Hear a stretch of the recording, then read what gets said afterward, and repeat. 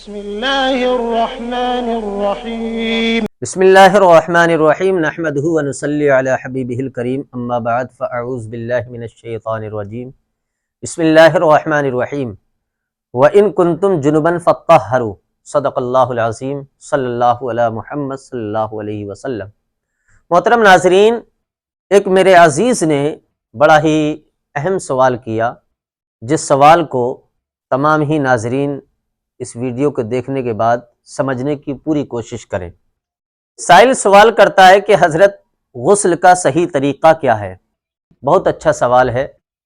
یہ ایسے سوال انسان کی زندگی میں تبدیلی پیدا کرنے کا ذریعہ بنا کرتے ہیں، اس لیے کہ ہمیں غسل کا طریقہ نہیں پتہ، وضو کا طریقہ نہیں پتہ، تو ہماری نمازیں بھی درست ہونا بہت مشکل ہو جایا کرتا ہے۔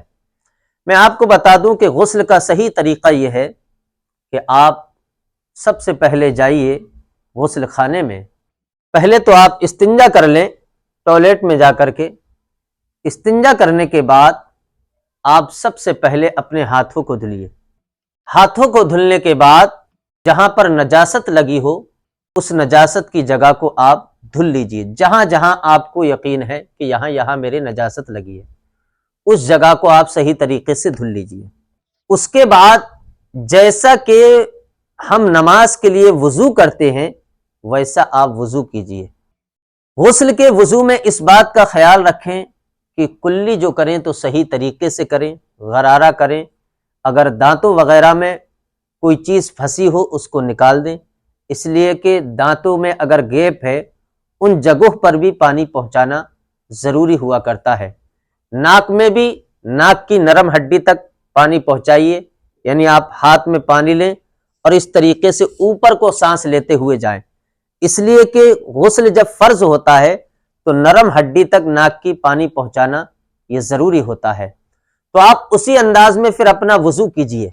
ہاں، اس بات کا خیال رکھیں کہ جب وضو کریں تو آپ اپنے پیروں کو نہ دھلیں، اس لیے کہ پیروں کو آپ کو سب سے بعد میں دھلنا ہے۔ پیروں کو اس لیے کہ آپ نہاتے ہیں، آپ کے جسم سے پانی ٹچ ہو کر کے وہ نیچے جاتا ہے اور پیر زمین میں ہوتے ہیں اور وہ ناپاک پانی ہوا کرتا ہے، مستعمل پانی ہوتا ہے، تو آپ کے پیر ویسے ہی رہیں گے کہ جیسا کہ ہم نے دھلے ہی نہیں۔ ہاں، فقہا فرماتے ہیں کہ اگر آپ کسی اونچی جگہ پر غسل کر رہے ہیں کہ جہاں پر پانی رکتا نہیں ہے تو اس کے تعلق سے فقہا کہتے ہیں کہ پھر آپ پیر بھی دھل سکتے ہیں۔ یعنی میں نے آپ کو بتایا کہ پہلے ہاتھ دھلیں، اس کے بعد نجاست جہاں لگی اس نجاست کو دھلیں، پھر آپ نماز کے جیسا وضو کریں۔ اگر اوپر کھڑے ہو کر کے غسل کر رہے ہیں تو پیروں کو بھی آپ دھل لیجئے وضو کرنے میں، اور اگر ایسی جگہ پہ کر رہے ہیں کہ جہاں پر پانی رکتا ہے، پانی نیچے جمع ہو جاتا ہے، ہمارے پیر پانی میں رہتے ہیں، تو آپ پیروں کو ابھی روک دیجئے۔ پیروں کو ہمیں سب سے آخر میں دھلنا ہے جب ہمارا غسل مکمل ہو جائے گا۔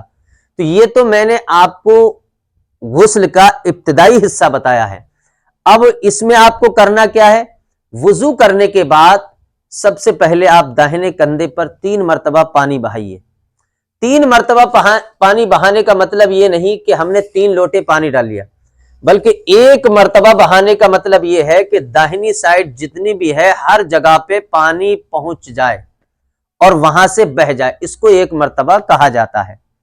پھر آپ دوبارہ پانی ڈالیے پورے حصے پر، پھر آپ تیوارہ ڈالیے، اسی طریقے سے آپ بائیں کندھے پر یہی کام کیجیے۔ پھر آپ اپنے سر پہ پانی بہائیے 3 مرتبہ۔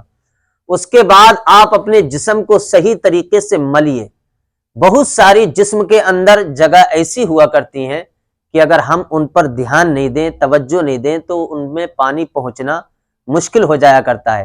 تو جب ہم پر غسل فرض ہوتا ہے تو جسم کے ہر حصے پر پانی پہنچانا فرض ہوا کرتا ہے۔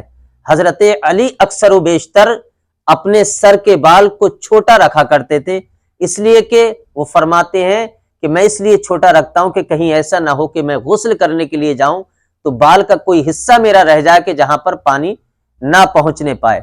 تو میں نے آپ کو یہ طریقہ بتایا کہ آپ صحیح طریقے سے 3 مرتبہ پانی بہانے کے بعد اب جسم کو مل لیجئے۔